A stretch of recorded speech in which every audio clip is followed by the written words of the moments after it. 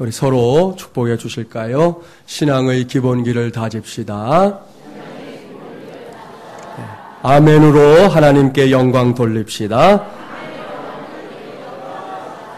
할렐루야. 일주일만 약기운이 가면 안 되는 거 아시죠? 그래도 잘 하시기 바랍니다. 오늘은 신앙의 기본기 다지기 25번째 시간입니다. 오늘로 저는 이 주제로 설교하는 것을 마무리하려고 합니다.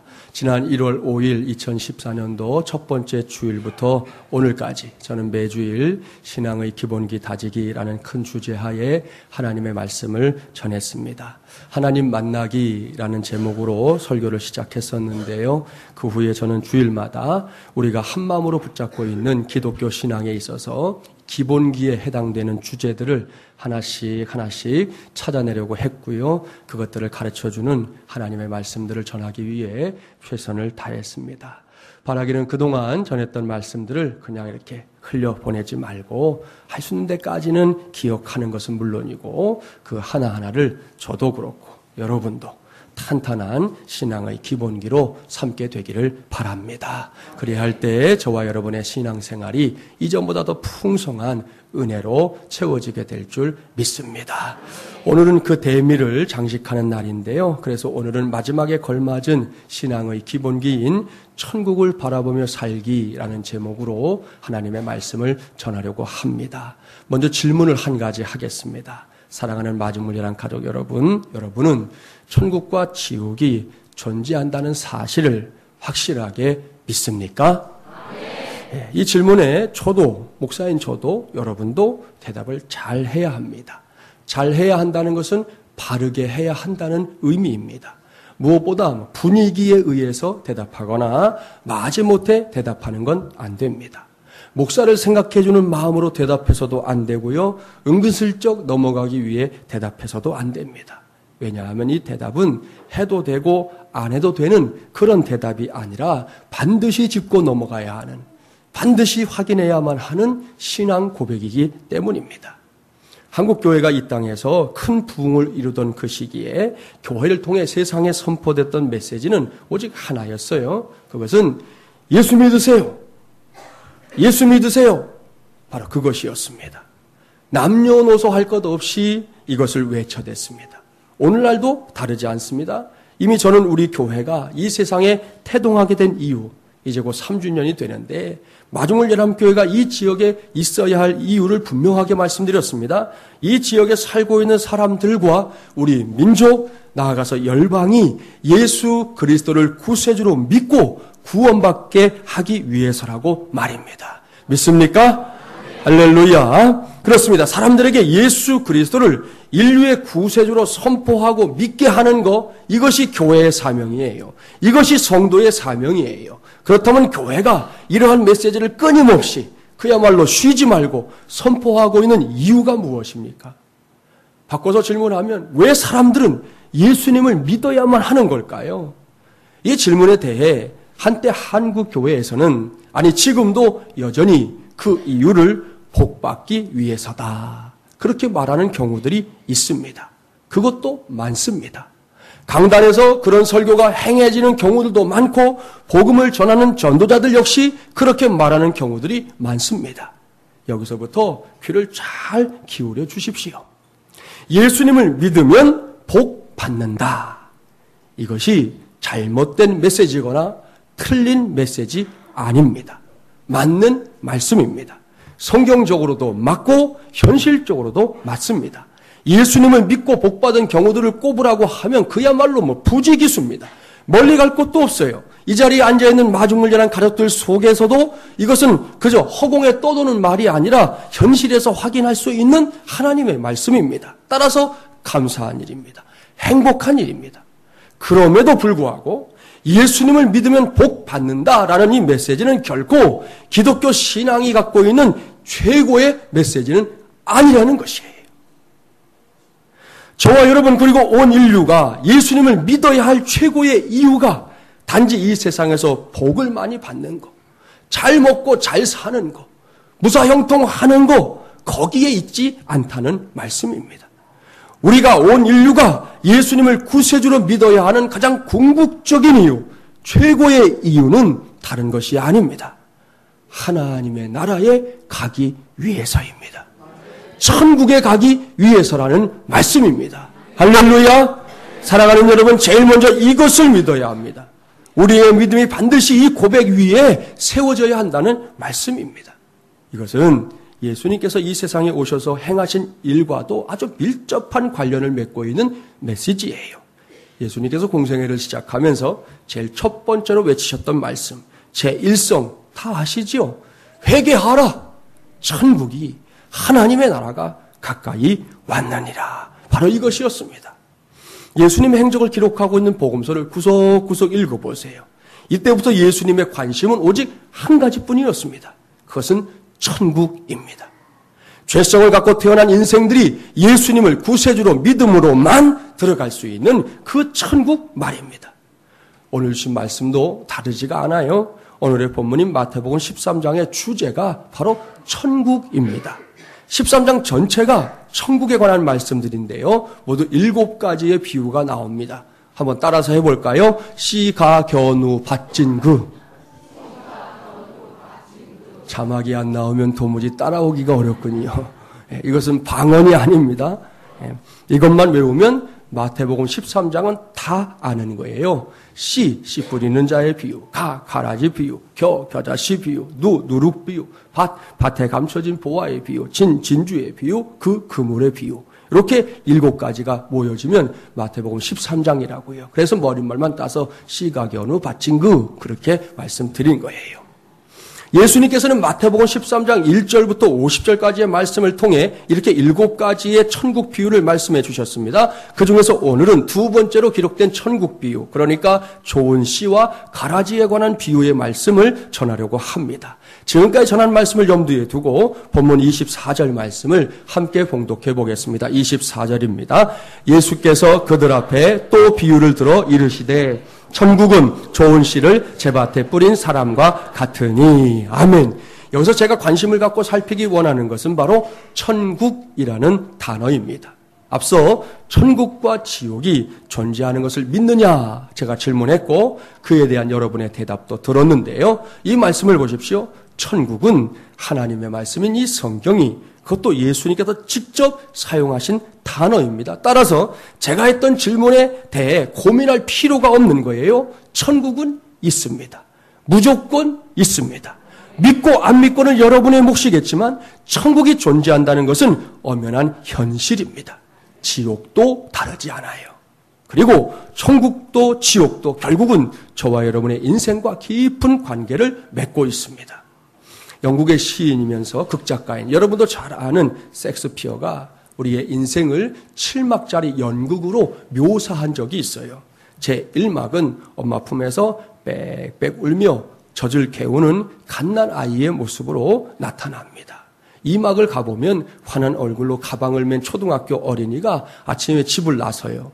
그런데 이 아이도 학교가 가기 싫은 모양이에요. 그래서 달팽이처럼 느릿느릿 기어가듯 걸어가는 모습으로 2막이 지나갑니다. 제3막은 사랑에 빠진 청년이 자기의 애인을 예찬하는 슬픈 시를 읊으며 용광로처럼 한숨을 크게 쉬는 모습으로 그려집니다. 4막으로 가면 군인의 모습을 한 젊은이가 등장하는데 무서운 얼굴로 당당한 맹세를 연거푸 해댑니다. 그는 체면에 민감하고 성급해서 젊을 때 그럴 때 있죠. 싸움도 잘해요. 그런 모습으로 그려집니다. 제5막으로 가면 이제 재판관의 모습으로 나타나는데요. 그 모습은 참으로 괴이하게 보입니다. 뇌물로 받은 살찐 닭을 얼마나 많이 먹었는지 아랫배가 툭 튀어나와 있고요. 눈초리는 무섭고 수염은 격에 맞게 잘랐습니다. 그의 입에서는 격언과 인생을 논하는 수식어들이 마구 쏟아져 나오고 있습니다. 6막으로 가보면 빼빼 마른 다리에 슬리퍼를 신은 노인이 옆구리에 돈주머니를 차고 젊었을 때 입은 통바지를 입었지만 이미 너무 말라버린 다리 때문에 모습이 아주 어색해 보입니다. 젊었을 때 그 우렁찬 목소리 더 이상 찾을 수 없고 어린아이의 날카로운 목소리처럼 빽빽거리는 소리가 들려옵니다. 제7막으로 가면 눈이 어두워 볼 수 없고 이가 없어서 맛볼 수 없는 아주 나약하디 나약한 모습의 노인이 되어서 결국 그 연극은 막을 내립니다. 사랑하는 마중물여람 가족 여러분, 이것이 섹스피어가 통찰력을 갖고 그려낸 인생의 모습입니다. 모두 7막으로 이루어진 인생 여정을 들여다보면 저절로 고개를 끄덕이게 되지요. 천진난만한 갓난아이로 시작해서 그 인생이 세월의 무게를 견디지 못하고 연로한 노인이 되어서 맞춰지는 것. 이것이 인생입니다. 그 누구도 피해갈 수 없습니다. 간혹 세상을 일찍 떠나는 사람들을 제외하면 모든 사람들, 이 자리에 있는 우리 모두가 똑같이 걸어가게 될 길입니다. 바로 여기서 예수님을 구세주로 믿고 있는 우리 모두는 질문해야 합니다. 정말 그것이 인생의 전부입니까? 우리의 인생에 과연 제7막에서 종지부를 찍는 것입니까? 이 질문에 대해 성경은 아주 단호하게 대답합니다. No! 아니라는 거예요. 그것이 성경의 확실한 대답입니다. 그렇습니다. 우리의 인생은 결코 7막으로 끝나지 않습니다. 8막이 남아있다는 것이죠. 그 8막이 무엇입니까? 인생 8막은 다름 아닌 천국과 지옥의 갈림길입니다. 여기가 바로 인생의 진정한 종착역이라는 것입니다. 이것이 오늘 주신 말씀의 증언이기도 한데요. 예수님은 친히 그 천국이 실제로 존재하는 곳임을 강력하게 말씀하고 있습니다. 무려 7가지의 비유를 통해 천국은 이런 곳이다. 저런 것이다. 너희가 생각하는 천국이 어떤 것인지 모르지만 내가 말하는 천국은 이런 것이다. 라고 가르쳐주고 있는 것입니다. 그런데 적지 않은 사람들이 이것을 간과합니다. 무려 예수님께서 이렇게 강조하는 7가지의 비유를 들어서 설명하고 있는데 예수님을 믿지 않는 사람들은 뭐 말할 것도 없고요. 예수님을 구세주로 믿는 사람들 중에서도 천국을 대수롭지 않게 여기며 신앙생활하는 경우들이 적지 않습니다. 그러다 보니 요즘은 저 바깥 세상에서 천국이라고 하는 이 단어가, 이 말이 어찌나 많이 그리고 흔하게 그리고 가볍게 사용되고 있는지 모릅니다. 기억나시나요? 어느 주류회사에서 국화수로 만든 약초술이다 하고 내놓으면서 출시를 하면서 이름을 붙였어요. 천국. 물론 거기 국자는 나라 국자는 아니고 국화 국자를 썼어요. 근데 한글로 이게 천국이잖아요. 소주가 천국이 되니까 곧바로 뭐가 나온 줄 아십니까? 소주 천국이 나왔어요. 그뿐이 아닙니다. 여러분 다니면서 보세요. 동네 가면 화로 천국 있고요. 김밥 천국은 셌어요. 호기심 천국 있고요. 웃음도 천국이고 심지어 인터넷 카드 천국 등등의 말들이 무의미하게, 정말로 무의미하게 사용되는 것을 봅니다. 뭐든지 그저 많으면, 많이 모여있거나 흔하면 이게 천국이구나 하는 단어로 통하는 그런 시대가 되고 말았다는 말씀입니다. 이 시간을 빌어 목사로서 분명하고 단호하게 말씀드립니다. 여러분, 천국은 그렇게 말장난이나 하라고 만들어진 단어 아닙니다. 천국과 지옥은 세상이 믿거나 말거나 싫지 않은 현실입니다.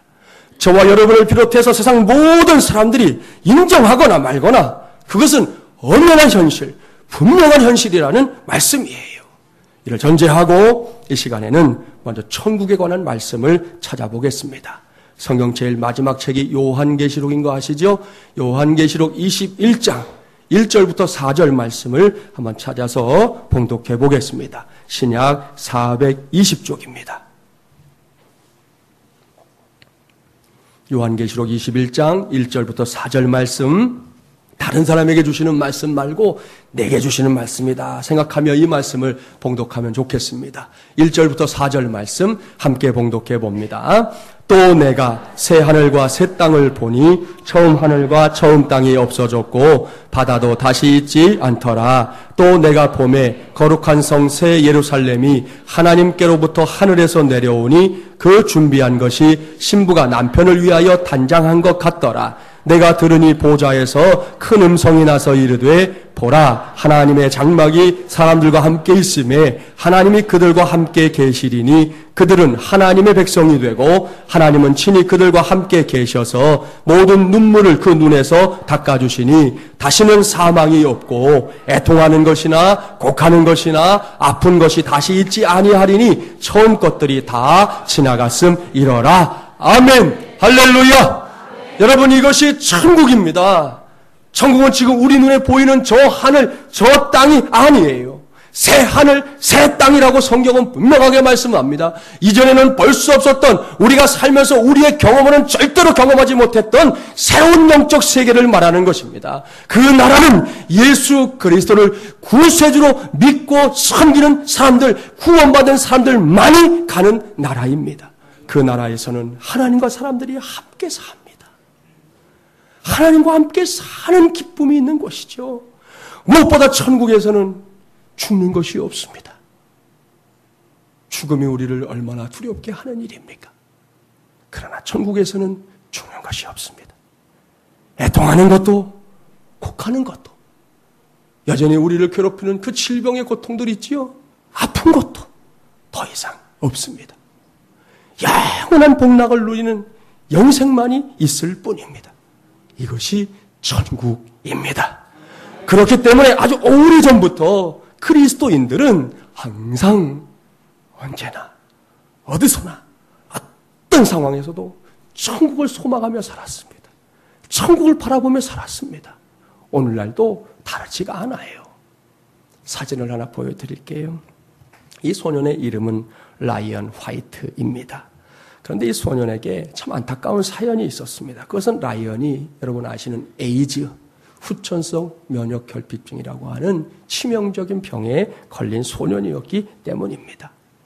이런 안타까운 처지에 놓인 라이언에 관한 기사가 미국 전역을 감동시킨 적이 있었습니다. 라이언은 13살 때 혈우병이라는 병을 앓았는데 이게 수술이 필요했어요. 수술을 했는데 수술하다 보면 피가 부족하게 되잖아요. 수혈을 하는데 수혈 받는 것까지는 문제가 없는데 하필이면 이 아이가 받은 수혈받은 피가 에이즈에 감염된 피였습니다. 그러니까 수술을 받지 않았더라면 그 병에 걸리지 않았을 것을 더 나아지려고 받은 수술 때문에 이 아이가 에이즈에 걸리게 되었어요. 그런데 이 소년은 자신이 죽게 될 것을 알면서도 저 표정 보세요. 너무나 밝고 아름답게 살았습니다. 학교 생활 기쁘게 했습니다. 이것이 신문기자들에게 이제 알려졌고요. 그 후에는 텔레비전과 각종 매체가 주목하는 아이가 되었습니다. 피플지에 저렇게 천면에 나오는 그런 친구가 되기까지 했어요. 라이언은 에이즈가 발병한 후에 5년 동안 더 살다가 18살에 죽었는데 죽기 직전에 많은 사람들이 이 소년의 사정을 알고는 찾아갔어요. 우리가 아는 레이건 대통령 찾아가서 아이에게 선물을 줬고요. 도널드 트럼프라는 거부 부동산 업자도 찾아가서 정말이지 막대한 선물을 줬습니다. 그 다음 사진 나오는 것은 엘튼 존이라는 유명한 가수인데 이 가수를 비롯해서 우리가 다 알고 있는 마이클 잭슨까지 찾아가서 선물을 주고 이 아이를 위로하면서 아이가 꼭 이겨내기를 당부했었습니다. 이런 일들이 계속해서 이어졌기 때문에 라이언은 아마도 이 세상에서 선물을 가장 많이 받은 소년 가운데 하나라고 꼽을 수 있을 겁니다. 그러나 죽음의 그림자는 어쩔 수가 없었습니다. 마지막 죽음 직전에 한 크리스천 잡지에 이런 기사가 실렸습니다. 이 소년의 아버지가 아들에게 말한 거예요. 아들아, 이제는 너에게 아무것도 해줄 수가 없구나. 이 아버지가 더 이상 너에게 어떤 선물도 해줄 수 없음을 용서해 다오. 그러자 라이언이 이렇게 대답했습니다. 아빠, 무슨 말씀이세요? 물론 저는 선물 많이 받았어요. 그러나 아무도 아빠 같은 선물을 저에게 준 사람이 없어요. 아빠는 저에게 예수님을 소개했잖아요. 아빠 때문에 저는 교회에 나가서 예수님을 믿었고 영생을 선물로 얻었어요. 이제 저는 죽어도 천국 가는 거 확실하잖아요. 아빠는 저에게 가장 위대한 선물을 해주셨어요. 이 기사는 많은 미국인들을 울렸습니다. 맞습니다. 이 아버지는 가장 위대한 선물을 아들에게 주었습니다. 이 세상에서 줄 수 있는 선물 가운데 최고의 선물, 으뜸의 선물을 준 것이지요. 그것은 바로 예수 그리스도의 십자가의 사랑이었습니다. 그 사랑은 라이언을 하나님의 나라 천국까지 이끌어 주었습니다. 할렐루야. 성경에는 지옥에 관한 기록도 있어요. 누가복음 16장 19절 이하를 보면 부자와 거지 나사로의 비유가 나옵니다. 지옥에 떨어져 극도의 고통을 겪고 있는 한 부자가 등장하잖아요. 그가 고통 가운데 간절하게 열망하는 게 있었습니다. 아버지 아브라함이여, 나를 긍휼히 여기사 나사로를 보내어 그 손가락 끝에 물을 찍어 내 혀를 서늘하게 하소서. 내가 이 불꽃 가운데서 괴로워하나이다. 그의 열망을 단순했어요. 물 한 방울 찍어서 불 속에서 고통 가운데 있는 자신의 혀를 잠깐이라도 서늘하게 해달라는 거, 그게 소원의 전부입니다. 하지만 부자는 곧 지옥에서는 이 소원조차 정말이지 아무것도 아닌 것 같은 이 소원조차 이루어질 수 없다는 사실을 깨닫고 절망하게 됩니다. 그때 그의 생각이 무엇이었을까요? 아마도 이거였을 것 같아요. 이 모두가 꿈이었다면 정말 좋겠다. 무더운 여름밤에 꾸었던 악몽이었다면 얼마나 좋을까? 이것이 그의 생각입니다. 하지만 아시죠? 이미 때가 늦었습니다. 사랑하는 마중물이란 가족 여러분, 여기서 꼭 기억하십시오. 천국과 지옥은 동화 속에 나오는 드라마틱한 이야기 아닙니다. 천국과 지옥은 엄연히 존재하는, 우리 인생에 있어서 마지막 갈림길의 끝에 놓여 있는 두 가지의 극과 극의 현실입니다. 이것을 믿어야 합니다. 이것을 알아야 합니다. 그렇다면 우리는 어떤 길을 가고 있습니까? 저와 여러분은 어느 길의 끝을 향해 서 있습니까? 스스로 질문하고 스스로 대답을 확인하십시오. 그렇습니다. 신앙의 기본기 다지기 마지막 시간인 이 시간에 자신의 대답을 반드시 확인해야 합니다. 그래서 천국에 대한 그 확신이 오늘도 저와 여러분의 삶을 능력 있게 만들어주는 것을 체험하며 살게 되기를 주님의 이름으로 축복합니다. 이것이 오늘 제가 목청껏 여러분에게 전하고 싶은 천국을 바라보며 살기입니다. 이렇게 천국과 지옥에 관한 확신을 갖게 되면 당장 내 안에서 일어나는 큰 변화를 목격하게 됩니다. 그것은 예수 그리스도의 복음을 전하는 일이 남의 일이 아니라, 선교사의 일이 아니라, 목사의 일이 아니라 내 자신의 일인 것을 알게 된다는 것이죠. 왠지 아시죠? 천국을 알고 믿는 사람은 지옥도 알고 믿는 사람이기 때문입니다. 그렇기 때문에 물을 수 있어요. 정말 지옥이 얼마나 두려운 곳인지 알고 있습니까? 안다면 어떻게 해? 나의 사랑하는 가족, 사랑하는 사람들이 그곳을 향해 달려가고 있는 것을 보면서 대안할 수 있겠습니까? 신방을 하다 보면 가족들의 구원을 위해서 애간장이 녹고 있는 우리 성도들을 만날 때가 있는데요. 이 시간을 비롯 그런 성도들은 물론이고 우리 모든 마중물이라는 가족들에게 신신당부합니다. 그저 그렇게 되는 대로 살지 말고 오늘 주신 말씀 붙잡고 믿음 안에서 천국을 바라보며 삽시다. 이것만 확실하게 정리되면 우리는 단 한 영혼도 소홀히 여길 수 없습니다. 그 영혼을 위해 최선을 다할 수밖에 없게 되어 있다는 것이죠. 오늘 이 시간을 통해 바로 그 은혜가 저와 여러분 모두에게 충만하게 확신 가운데 임하게 되기를 주님의 이름으로 축복합니다. 본문에서 들려주시는 두 번째 메시지를 보겠습니다. 본문 25절부터 29절까지의 말씀을 함께 봉독합니다. 25절부터 29절입니다. 사람들이 잘 때에 그 원수가 와서 곡식 가운데 가라지를 덧뿌리고 갔더니 싹이 나고 결실할 때에 가라지도 보이거늘 집 주인의 종들이 와서 말하되 주여 밭에 좋은 씨를 뿌리지 아니하였나이까? 그런데 가라지가 어디서 생겼나이까? 주인이 이르되 원수가 이렇게 하였구나. 종들이 말하되 그러면 우리가 가서 이것을 뽑기를 원하시나이까? 주인이 이르되 가만두라. 가라지를 뽑다가 곡식까지 뽑을까 염려하노라. 아멘. 이 말씀에 따르면 다른 밭이 아니고요, 한 밭에 공존하는 좋은 씨와 가라지가 있습니다. 예수님의 설명대로 가라지는 원수, 다시 말해서 사탄이 좋은 씨가 좋은 열매로 자라지 못하도록 방해하기 위한 목적으로 마구 뿌려놓은 것입니다. 여기서 가라지는 이 독보리의 일종으로 가짜 밀이라고도 불렸습니다. 이것은 열매에 독이 있어요. 그래서 사람들이 먹으면 현기증을 일으키거나 구토를 일으키는 그런 식물입니다. 이를 발견한 종들이 깜짝 놀랐어요. 그리고는 속히 가라지를 제거해 버립시다 하고 제안을 합니다. 하지만 주인은 뭐라고 합니까? 자칫 가라지를 제거하다가 좋은 곡식까지 뽑혀지는 것이 염려가 돼서 어차피 추수할 때 되면 추수해야 되니까 그때까지 한 밭에다가 두 가지의 서로 다른, 결코 한 자리에 있어서는 안 될 좋은 씨로부터 시작된 알곡과 가라지를 그냥 두겠다라고 말하고 있습니다. 이 말씀은 천국을 바라보며 살기를 다짐한 우리 모두가 천국을 향한 그 인생 여정 속에서 만나게 될 여러 일들을 비유적으로 말씀하신 거예요. 그 여러 일들 가운데 대표격이 뭔지 아시죠? 그것은 바로 고난입니다. 저도 여러분도 그리고 이 세상에 사는 사람이라면 누구라도 달가워하지 않는 정말 피하고 싶은 내 인생에는 절대로 오지 않으면 좋겠어 라고 말하고 싶은 그 고난 말입니다. 물론 고난에는 유익이 있어요.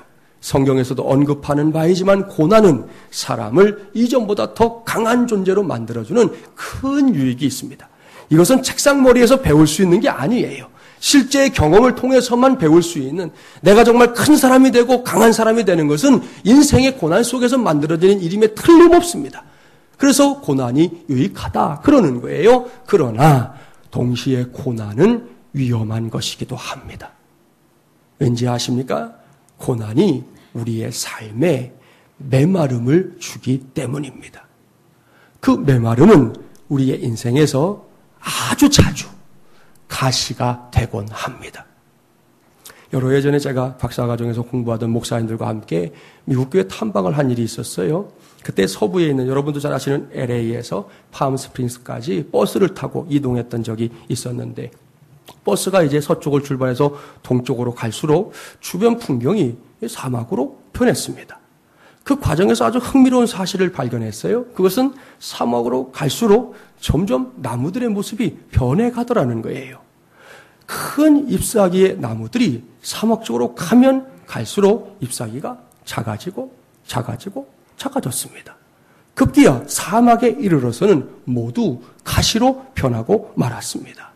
그러니까 거꾸로 생각해 보면 가시는 원래 잎사귀였던 것이죠. 그런데 그 잎사귀가 사막이라는 이 척박한 환경, 우리가 고난이라고 표현할 수 있는 그런 주변 환경에 의해 나중에는 가시가 된 것입니다. 결국 메마름이 잎사귀를 가시로 만든 것이라는 말씀이에요. 그런 관점에서 기회가 되면 사막을 가보십시오. 아니면 예전에 보았던 영화 가운데 사막을 한번 떠올려 보세요. 거기에 있는 게 무엇입니까? 그것은 온통 가시뿐인 선인장들입니다. 여기를 가도 가시뿐인 선인장, 저기를 가도 가시뿐인 선인장. 사막에 가면 볼 게 그것밖에 없습니다. 사랑하는 여러분, 보십시오. 메마름은 재앙입니다. 메마름은 재앙이에요. 우리의 인생도 다르지 않습니다. 사막의 메마름이 가시나무를 만들듯 인생의 메마름은 내 안에서 가시를 만든다고요. 그 가시는 나를 찌릅니다. 거기서 끝나지 않습니다. 남도 찌릅니다. 정말로 가슴 아픈 대목이에요. 오늘 주신 말씀 바로 앞에 씨 뿌리는 비유가 나오잖아요. 그 비유에도 가시가 등장하지 않습니까? 거기서 예수님께서 가시를 어떻게 설명하고 있는지 보려고 해요. 마태복음 우리 13년 펴놓으셨으니까 22절 말씀 몇 절만 거슬러 올라가셔서 22절 함께 봉독해 보겠습니다. 가시떨기에 뿌려졌다는 것은 말씀을 들으나 세상의 염려와 재물의 유혹에 말씀이 막혀 결실하지 못하는 자요. 이것이 예수님의 말씀입니다. 예수님께서 여기서 강조하고 있는 메시지가 있지요. 그것은 세상의 염려가 많은 사람들을 가시나무로 만든다는 거예요. 이것은 저와 여러분의 경험이기도 합니다. 누구나, 정말로 누구나 자꾸 염려하게 되면 메말라가는 자신을 발견하게 됩니다. 이제 그만 염려해야지 라고 해보지만 그러면서 또 염려합니다. 제가 언젠가 티벳 속담 하나 소개해드렸죠. 걱정을 해서 걱정이 없어지면 걱정이 없겠네. 걱정을 하고 또 하면 걱정이 없어져야 하는데 없어지기는커녕 여전히 걱정만 남더라는 티벳의 성현들의 가르침이지요. 염려도 똑같습니다. 염려를 해서 염려가 없어지면 염려가 없겠네. 염려를 하고 또 하면 염려가 없어져야 하는데 웬걸요? 여전히 염려는 아마 동의하실걸요? 그냥 남아있는 것도 아니에요. 덩어리로 남아있어요. 왜 이렇게 큰 덩어리로 남아있는지, 내가 염려를 많이 했는데, 그래서 없어져야 될 것 같은데, 없어지는 게 아니라 거대한 산덩어리 같은 그런 덩어리로 다가온단 말이죠. 그렇게 자꾸 염려하면 결국에는 그 염려가 가시가 된다는 겁니다. 그저 가시 하나로만 남는 것에 그치지도 않아요. 메말라지면 날카로워지고 더 날카로워집니다. 그 날카로움으로 자신이든 남이든 마구마구 공격하게 됩니다. 따라서 이런 상황 속에서 우리가 해야 할 일은 다른 것이 아닙니다. 염려를 버리는 것입니다. 그렇게 해서 최대한 가시를 만들지 말아야 합니다. 이것이 천국을 바라보며 살아가는 사람들이 감당해야 할 삶의 몫이에요. 제가 이렇게 말씀드리면 이 자리에 있는 사람들 가운데 이렇게 말하고 싶은 사람이 있을 것 같아요. 설교하면서 제가 그런 생각이 든 거죠. 목사님, 세상 누가 염려를 버리고 싶지 않겠습니까? 저도 버리고 싶습니다. 그런데 그게 잘 안 됩니다. 도대체 어떻게 해야 하는 건지, 무엇을 해야 염려를 버리는 겁니까? 말로만 그러지 말고 목사님이니까 어떻게 해야 되는지 좀 가르쳐 주십시오. 네, 여러분의 생각 잘 압니다. 그래서 방법을 가르쳐 드립니다. 성경을 잘 읽어보세요. 폼으로 들고 다니라고 주신 거 아니잖아요. 읽으라고 주셨어요. 성경을 잘 읽어보세요. 예수님께서 언급하신 염려의 반대 개념은 염려 없음이 아니에요. 염려의 반대가 염려 없음이 아니고 염려를 해결할 수 있는 방법을 확실하게 가르쳐 주셨는데 그것은 기도입니다. 상투적인 대답 같나요? 아니요. 여러분이 이미 해답으로 주신 말씀을 알고 있어요. 빌립보서 4장 6절과 7절 말씀이 그 해답 아닙니까? 아무것도 염려하지 말고 다만 모든 일에 기도와 간구로 너희 구할 것을 감사함으로 하나님께 아뢰라. 그리하면 모든 지각에 뛰어난 하나님의 평강이 그리스도 예수 안에서 너희 마음과 생각을 지키시리라. 할렐루야. 보십시오. 여기에 염려의 반대 개념이 정확하게 기록되어 있잖아요. 염려하지 않음이 아니라니까요. 염려의 반대 개념은 기도입니다. 염려의 반대 개념은 간구입니다.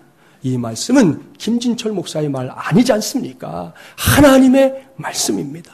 온 세상 천지를 창조하신 우리 하나님의 말씀입니다. 하나님께서 단언해서 말씀합니다. 저와 여러분의 인생이 염려하면 가시가 되지만 기도하면 가시가 변해서 다시금 잎사귀가 된다고 말씀하고 있습니다. 이 귀한 사실을 꼭 믿는 우리 모든 마지못이라는 가족들 되기를 바랍니다. 그리고 이렇게 고난을 감내하는 과정 속에서 우리 모두가 꽉 붙잡아야 할 사실이 있어요. 그것은 원수가 뿌려놓은 가라지들 속에, 수많은 그 고난들 속에 비록 내가 서 있다 할지라도 끝까지 나를 포기하지 않는 하나님이 내 인생의 주인이 되신다. 그것이 오늘 본문이 우리에게 가르쳐주는 명백한 사실입니다. 이것은 오늘도 무수한 가라지들 속에서 살아가고 있는 우리 모두가 단 한시도 놓치지 말아야 할 영적 진리입니다. 본문 29절 말씀에 귀를 기울이세요. 주인이 이르되 가만두라. 가라지를 뽑다가 곡식까지 뽑을까 염려하노라. 사랑하는 마중물려난 가족 여러분, 저와 여러분 한 사람 한 사람을 이처럼 애지중지하는 분이 지금도 살아있다는 사실을 아십니까? 조금이라도 우리가 상할까 싶어 보기 싫고 마음에도 들지 않는 가라지를 그저 놔두고 있는 하나님 아버지의 그 마음이 무엇인지 아시느냐는 거예요. 그것을 안다면 오늘 이 시간에 우리를 위해 하시는 그 하나님이 천국을 바라보며 살고 있는 우리 모두를 위해 최선을 다하고 있다는 사실까지 꼭 믿게 되기를 주님의 이름으로 축복합니다. 여기까지 저는 오늘로 신앙의 기본기 다지기를 마무리하면서 우리 모두가 궁극적으로 가게 될 곳, 바로 천국에 관한 말씀 전했습니다. 오늘날 강단에서 천국과 지옥에 관한 메시지들이 자취를 감추었습니다. 사람들이 들으려고 하지 않아서인지 목회자들이 설교하기를 부담스러워해서인지는 몰라도 현실이 되어 버렸습니다. 그러나 그것은 기독교 복음 아닙니다. 다시 말씀드리지만 천국과 지옥은 동화 속 이야기 아닙니다. 소설에 등장하는 가상의 세계 아닙니다. 현실입니다. 실제입니다.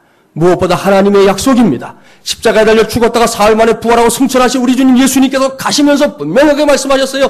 내가 가서 너희를 위하여 처소를 예비하고 나면 내가 다시 오리라. 우리 주님이 약속하신 것이 바로 천국입니다. 이를 명심하고 오늘 이후 그 나라에 가기까지 늘 하나님의 인도하심과 돌보심의 은혜가 저와 여러분 우리 모두와 함께 하기를 간절히 바랍니다. 그 바람을 담아서 두 가지로 이제 자기 짝꿍을 한번 정해보세요. 두 가지만 축복하려고 그래요. 서로 축복하니까 축복의 말을 잘 염두에 두고 마음을 다와 축복하겠습니다. 먼저 축복할 건 이겁니다. 여기서 잘 살고 천국에서는 더 잘 삽시다. 시작. 할렐루야. 천국 생각하고 여기서 뭐 함부로 살아라 그런 얘기 아니죠. 설교를 오해하지 마세요. 천국에서는 더 잘 살아야 되고 여기서도 잘 살아야 됩니다. 그것이 하나님께서 우리에게 원하시는 삶입니다. 두 번째 축복은 더 중요합니다. 한 번 더 축복합니다. 여기서도 만나고 거기서도 만납시다. 할렐루야. 왼수 같은 남편 싫어 그러면 안 돼. 아시죠? 여러분 여기서 만난 사람들 천국에서도 꼭 만나야 됩니다. 이 땅에서의 만남으로 우리의 인연이 끝나는 게 아닙니다. 천국까지 이어지는 연이 되기를 바랍니다. 하나님께서 그것을 우리에게 주시는 약속으로 주신 거니까 우리 모두 이 말씀을 꼭 받아 누리는 하나님의 종들 꼭 되기를 주님의 이름으로 간절히 축원합니다. 기도합시다.